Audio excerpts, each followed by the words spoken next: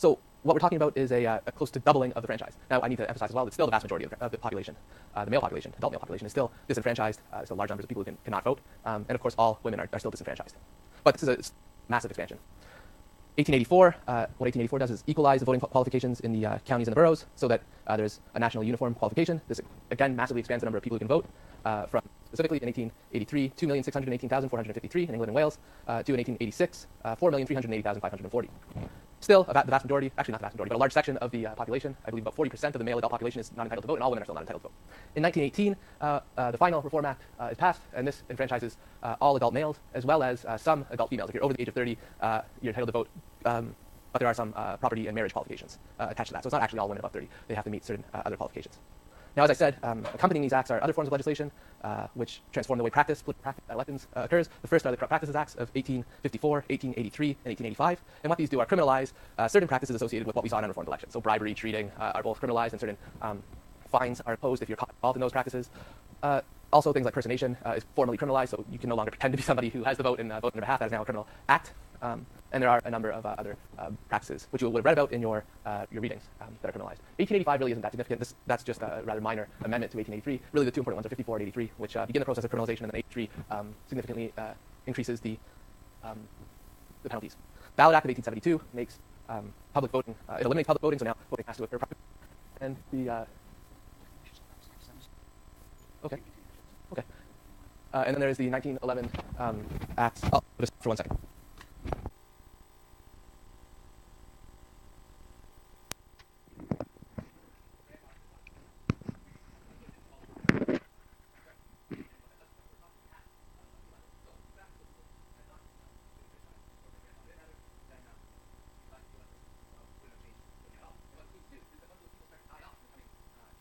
The size of the electorate in some constituencies, not all, remember that the voting qualifications vary from constituency to constituency, but in some constituencies, we see a decrease, a decline in the size of the electorate between the 1830s and the 1860s.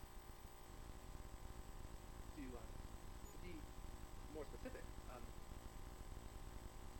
tell you about one constituency in particular, Boston. In 1832, so after the Reform Act, approximately 38.5% of the population could vote. But 20 years later, in 1852, when some of those people who had been grandfathered in died off, only 28.4% of the population could now vote. So what is the point there is really that there's becoming increasing electorate, especially before 1867 are receiving. After 1867, they're receiving as well, but that's just because sometimes you don't include it, think about the vast majority of people who are still unfranchised. Another thing with the 1832 Reform Act that which really complicates the story of democratic development is it made it so that it introduced new provisions as to how many polling stations need to be in.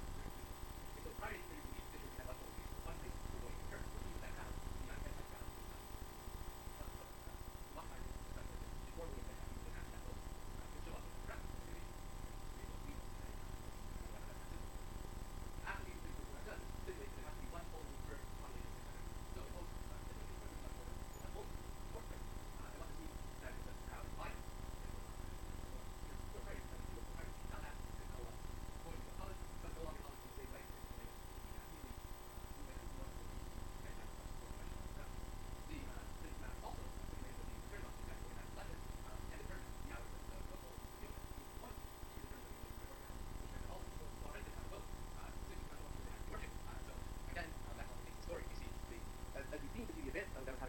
we also see the stripping away of pre-existing, though informal, democratic forms. And of course, the 1872 Reform Act, in terms of powers now, is the final to avail in the topic. Right? The 1872 Reform Act makes it so it kind of has no influence whatsoever. Still, in 1872, the majority of the population are unfranchised. And the Corrupt Practices Act, those three legislations talk about certain acts used as democratic corrupt. Those criminalized acts, in some cases, be interpreted as socially equalized, or in other words, as democratic. So the legislation I talked about really was not purely democratic, or at least it was not an even transition or a progressive one.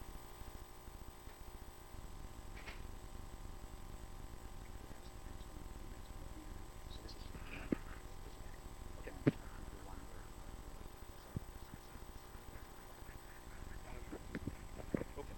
Now, continuing on.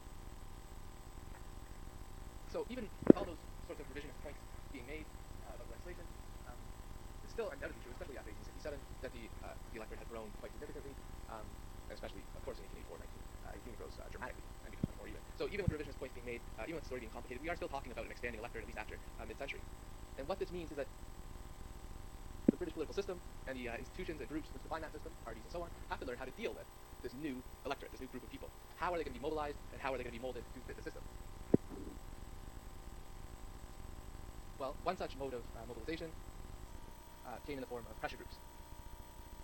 These are organizations which sought, through a variety of tactics, to apply popular political pressure on elected representatives in order to effect some sort of policy change. These sorts of groups emerged first in the 1840s and 1850s, and by the 1880s and 1890s, they were prevalent in British political culture. And really, the transition point is 1867, the massive growth of the electorate that occurs then. After 1867, there's a clear takeoff in the number of pressure groups that exist. Now, pressure groups, you've heard quite a bit about the rich history of radical politics in 19th century, early mid-19th century Britain already, I'm sure. And a lot of that was defined around a practice of mass open public meetings, where the moral force, the moral power, and the physical power of the movement would be symbolically presented through numbers, through a mass meeting. Well, this is sort of the opposite of that. This is the rationalization and increasing respectability of politics happening here.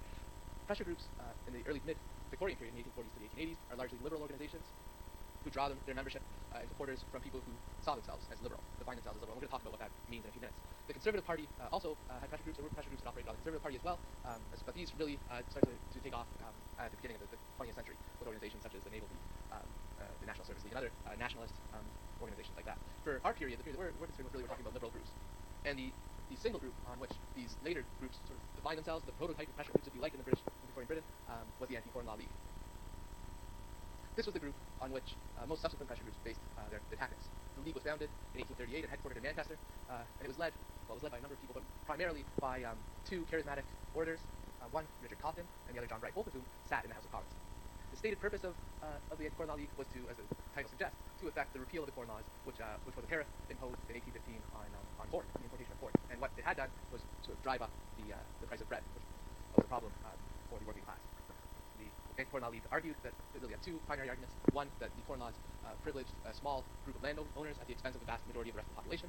And the second argument was that the Corn Laws were ineffective for factory owners as well, because as bread prices increase, they artificially drive up wages, right? You have to pay people more to work if they have to pay more to eat. Starving workforce is not highly ineffective workforce.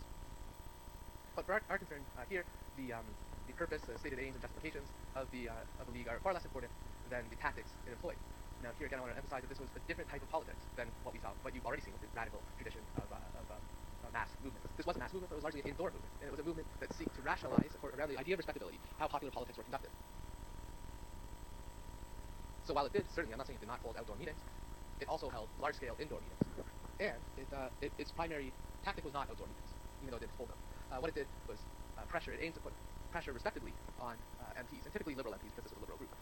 So what it did to do that was send large groups of constituents, what were then called deputations, up from the constituency to London to meet with their elected representative, and to tell the representative that if he did not help them lobby for their cause and repeal the Corn Laws to the sitting ministry, to the ministers of government, then they would no longer support him come election time. So they tried to create lobbyists out of MPs. The Anti-Corn Law League also encouraged its members, if they were not traveling to London, to write letters and send them to London. It organized mass letter-writing campaigns for MPs, to MPs. It also organized mass voting abstentions in constituencies where the Liberal candidate was someone who did not support repeal.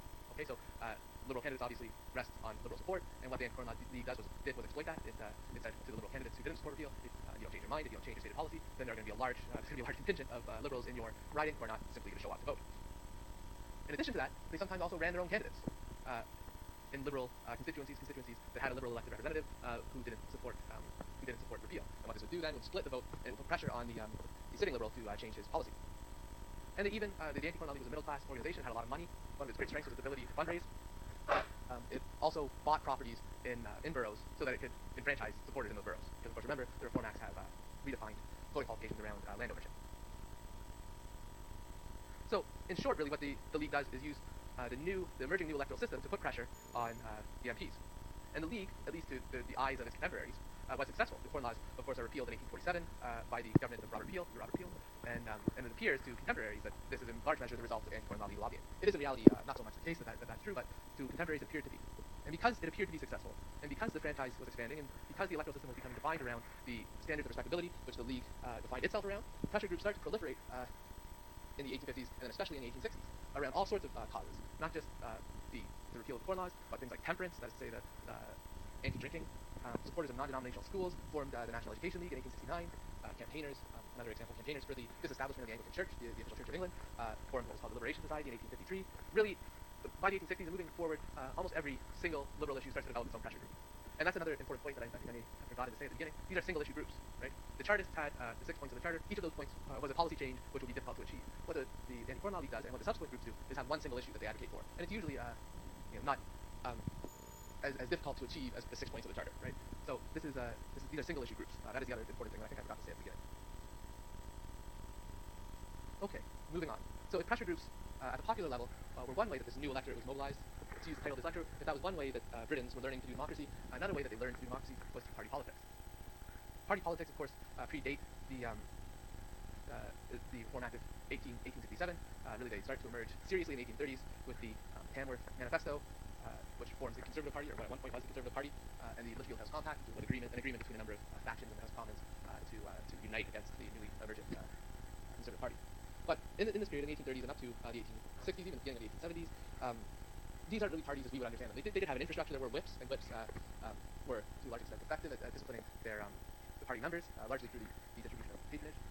But the identities which formed the parties were fuzzy. Right? They were really groups united, a bunch of factions united into a party. They didn't have a high degree of ideological cohesion, and there certainly was no national party doctrine. So the boundaries between the parties were always fuzzy in the earlier period. And they did very little to mobilize popular support. This is really a parliamentary phenomenon exclusively in the 1830s, 1840s, 1850s. It's not a phenomenon really of popular politics. People certainly have identities. The constituents do identify themselves as liberal, and some identify themselves as conservative. But those things are constructed informally, largely through the press, not through nationally organized constituency groups.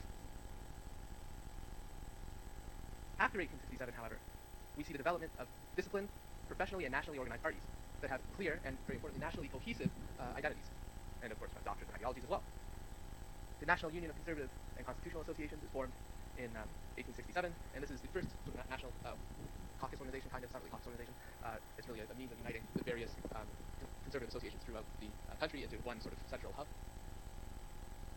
And then 2 years after that, 2 years after the humiliating electoral defeat of 1868, conservatives thought they were going to win the election under Disraeli because they passed the 1867 Reform Act, which they thought was going to sort of give them a lot of grateful voters, people who were grateful that they were given the vote by the Conservatives and who would in turn vote Conservative. The opposite really happens. The Conservatives are destroyed in 1868, and so there is, in a sense, by Disraeli, as the leader of the party then, that there needs to be more national organization. And 2 years after the defeat in 1870, the Conservative Central Office is founded, and it's founded by this handsome gentleman who I have a picture of here, John Gorst, who in 1870 was appointed by Disraeli to be the Conservative Party Central Agent. John Gorst was really the innovator, the creator even, if you like, of modern party organization.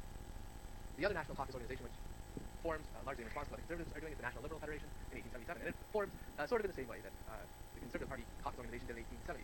The Liberals, like the Conservatives in 1868, they lose the election in 1874. It's humiliating to them, and in large measure they start to believe that they lost the election because of the national organization of the Conservative Party, and it's decided that there needs to be more national cohesion for the Liberal Party, and so they formed the National Liberal Federation 3 years after that in 1877. Now the job of these organizations is to ensure essentially uniformity of doctrine and platform nationally. And how do they do that? Well, speaking very basically and quickly, what they do is create a standardized message that candidates subscribe to at election time, and which they circulate through standardized propaganda